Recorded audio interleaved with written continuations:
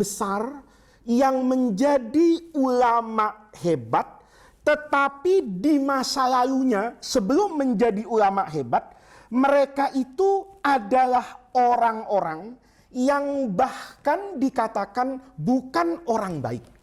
Bukan orang baik, tetapi kemudian sejarah mencatat orang-orang ini menjadi orang apa ini? Orang baik. Yang pertama, ini Imamut Tabi'in, Malik bin Dinar. Ya, ini gak usah saya terangkan sejarah hidupnya. Bisa carilah nanti di semua buku sejarah. Tidak ada orang yang belajar hadis, belajar fikih, dan belajar keislaman secara umum yang tidak mengetahui ulama yang bernama Malik bin Dinar al-Basri. Ini ulama Irak ini. Hebat sekali beliau ini. Tidak banyak orang yang tahu bahwa Malik bin Dinar ini sebelum jadi ulama yang hebat, itu orang yang sudah mengerjakan semua maksiat. Jadi semua maksiat itu sudah pernah dicoba. Ya.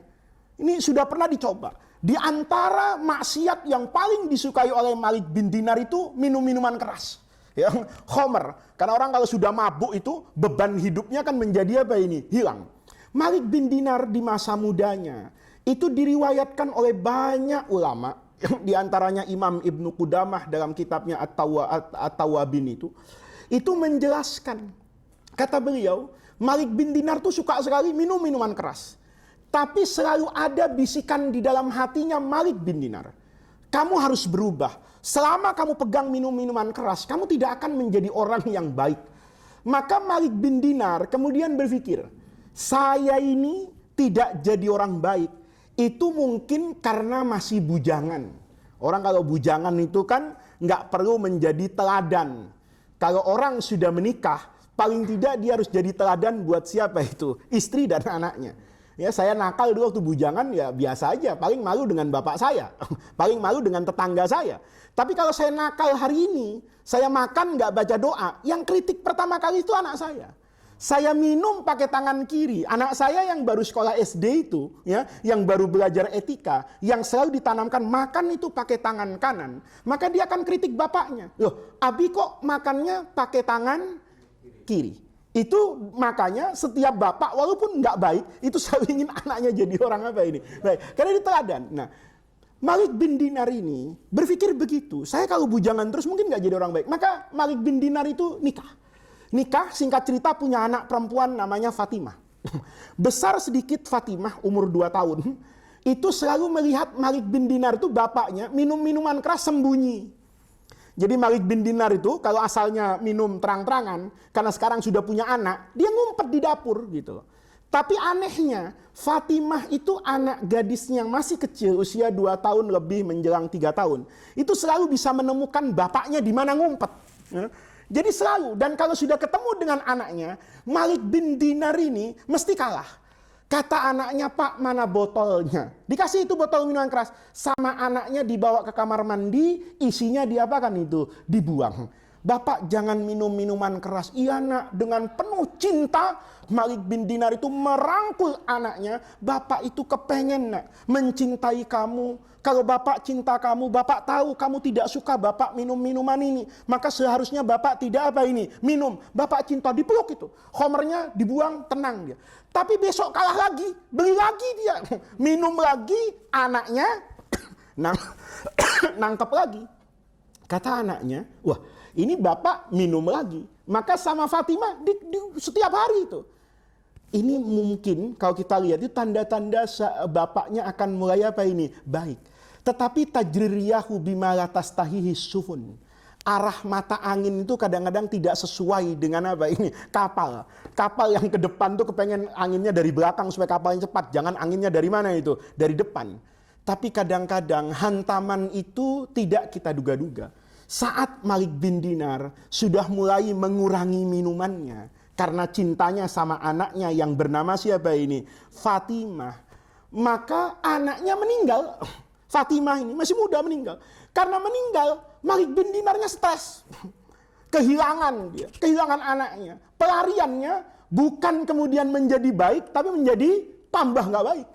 kemudian ya terjadi apa yang terjadi, semakin minum minuman keras, semua maksiat dikerjakan, judi dan sebagainya. Itu yang terjadi pada masa mudanya Malik bin Dinar. Hingga pada satu malam, ini lihat. Kalau Allah mau merubah manusia, kalau Allah sudah mau kasih karunia sama orang itu, jangan hitung-hitung apa yang kita buat kepada Allah. Allah itu maha kaya, Allah itu maha karim, Allah itu maha dermawan, Allah itu yarzuqu may yasha'u bighairi hisab. Bighairi hisab itu bukan, jangan diartikan tanpa disangka-sangka. Santri itu tafsirnya cuma satu kadang-kadang, ya. Yarzuqu may yasha' bighairi hisab, duduk-duduk depan masjid, tahu-tahu dapat uang 10 juta. Ini namanya yarzuqu may yasha'u bighairi hisab. Tafsirnya bukan cuma itu. Ada ulama menafsirkan bighairi hisab. Allah kalau mau ngasih sesuatu itu nggak pakai ngitung-ngitung. Kalau kita kan ngitung-ngitung. Saya mau sedekah sama orang misalnya, ya saya lihat dong, uang saya berapa? Uang saya 100 ribu, saya sedekah sama dia mungkin 5 ribu. Kalau uang saya tinggal 5 ribu, mungkin saya juga nggak sedekah sama orang itu. Tapi Allah kalau bersedekah ngasih, nggak lihat-lihat. Apa yang terjadi? Satu malam, Malik bin Dinar itu habis mabuk, tidur mimpi. Bukan habis sholat tahajud nih. Habis mabuk, Malik bin Dinarnya tidur mimpi dia. Dalam mimpi itu, ka'annal qiyamata qamat. Ini ayatnya nanti saya baca. Ini juga berkaitan dengan Al-Fudail bin Iyad, sama ayatnya yang membuat mereka-mereka itu menjadi orang-orang yang hebat dan taubat kepada Allah Subhanahu wa taala. Begitu dia mabuk, dia mimpi itu. Dalam mimpinya, ka'annal qiyamata qamat. Tiba-tiba kiamat, ya sudah, idza zulzilatil ardu zilzalaha. Sudah al-qari'atu mal qari'ah wa ma adraka mal qari'ah, itu terjadi. Panik betul Malik bin Dinar ini. Karena dia nggak nyangka kiamat datangnya hari itu. Maka dia berlari sejauh-jauhnya. Dia ingin lari dari murkanya Allah. Dia lari sejauh-jauhnya. Apesnya, begitu dia lari keluar dalam mimpinya itu dari kampungnya, dia justru bertemu dengan ular yang sangat besar. Ular tuh ngejar Malik bin Dinar. Ya kata Malik, tahu gitu gua ngumpet aja di rumah, kan begitu. Karena dia keluar berlari dari rumahnya menjauh. Tiba-tiba dia diikuti dengan apa itu? Ular yang begitu besar mengikuti dari belakang ingin memakan Malik bin Dinar. Dia lari. Lari. Di tengah jalan ketemu dengan kakek-kakek tua. Ya ini kan apes ya. Ularnya gede, ketemunya sama kakek-kakek tua. Ya ini kan tinggal pasrah aja ini, kan begitu. Tapi Malik bin Dinar namanya panik. Dia tetap bilang sama siapa ini kakek tadi, "Kek, saya dikejar ular tuh kayak di belakang, tolong saya." Kakek itu menjawab. Ya jawabannya dengan jawaban yang apa, yang betul-betul apa ini, betul-betul wajar. Kata kakek tua ini, "Ama alimta anni dhaif." Kamu kan tahu, saya ini sudah apa ini? Tua. Berarti apa ini? Dhaif. Kalau saya dhaif yang tua kayak gini, mana mungkin saya bisa melawan apa ini? Ular tadi.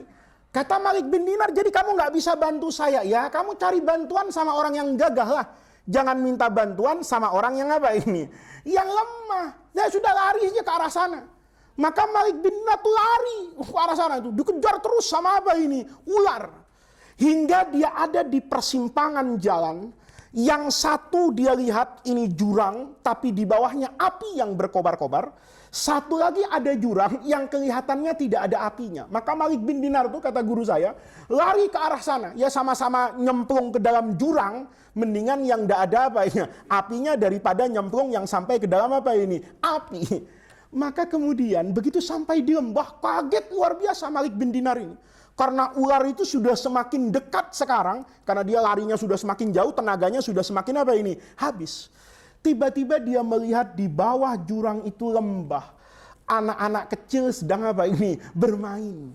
Dengan tenangnya. Dia lihat di antara anak-anak yang bersendagurau ceria main itu, ada anaknya Fatimah yang dulu apa itu, wafat. Maka seketika Malik bin Dinar itu berteriak, "Fatimah, Fatimah." Fatimahnya itu dalam cerita itu langsung nengok. Dan dia lihat ayahnya Malik bin Dinar. Ya ini kan alamnya sudah beda. Ini alam mimpi. Apalagi kisah itu bercerita tentang akhirat. Bukan bercerita tentang alam apa ini, dunia. Sekonyong-konyong Fatimah itu lompat dari bawah apa ini, dari bawah gunung tadi itu. ke atas bertemu dengan ayahnya. "Bapak, kenapa ada di sini?" Kata Malik bin Dinar, "Anakku, lihat, di belakang ada ular besar yang mau menerkam bapak." Apa yang terjadi? Karena ada ular yang besar seperti dan ularnya maju, maka Fatimah, ini jangan dibayangkan ya, apa mungkin kayak gitu. Fatimah yang masih kecil itu, tangan kanannya memeluk dan melindungi ayahnya, tangan kirinya itu melibas ular yang besar, mati. Fadil jangan tanya itu pakai jurus apa ya, itu belajar di Cimande apa belajar di Shaolin, itu jangan tanya ya. Ini ceritanya begitu kata guru saya. Maka mati seketika itu. Siapa itu? Apa itu? Ularnya mati seketika.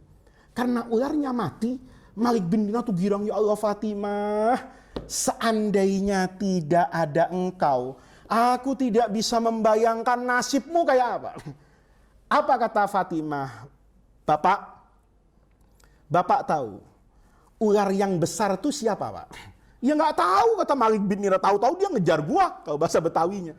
Kata siapa ini? Kata Malik bin Dinar, "Gua nggak tahu. Keluar tadi dari kampung, tahu-tahu dia ngapain itu? Ngejar ular dari mana? Apa barongsai? Nggak tahu."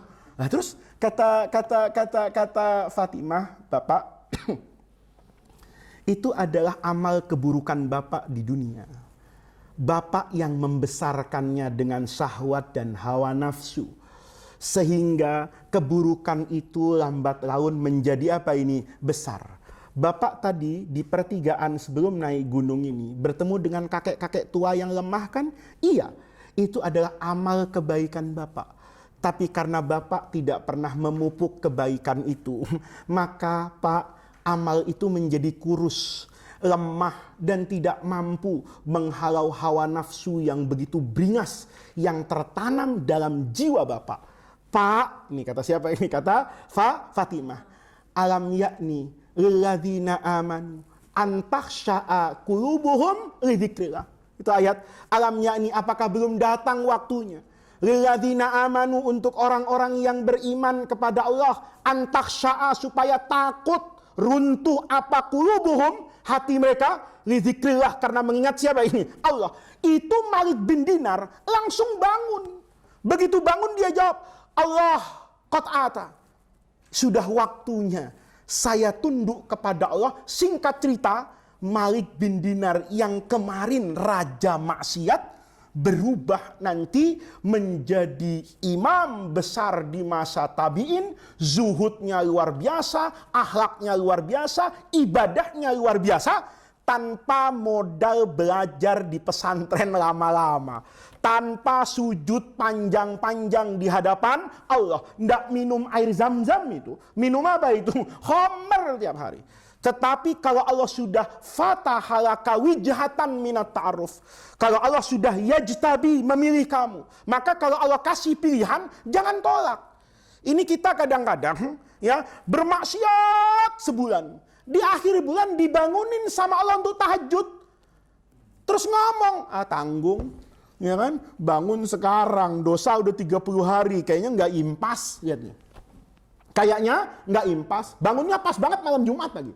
Ngomong lagi, kan malam Jumat bukan cuma malam ini, minggu depan juga malam apa ini? Jumat. Nanti bangun minggu depan, ngomong lagi, kan malam Jumat masih ada lagi, tunggu aja lah. Kalau malam Jumatnya nisfu Sa'ban, akhirnya yang Allah sudah buka jalan itu, karena kita kemudian tidak menjawab jalan itu, tidak peduli dengan jendela yang terbuka, udara yang masuk tidak kita nikmati sebagai kesegaran. Kan harusnya begitu. Nah, ini santri Darul Rahman juga gitu kan, ada juga kan jendelanya kebuka tetap nggak bangun. Padahal harusnya kalau jendelanya kebuka ada sinar matahari yang masuk, ada udara yang masuk, harusnya ngerespon nggak Umar? Ngerespon. Oh seger banget, oh sinar matahari, sudah siang, bangun.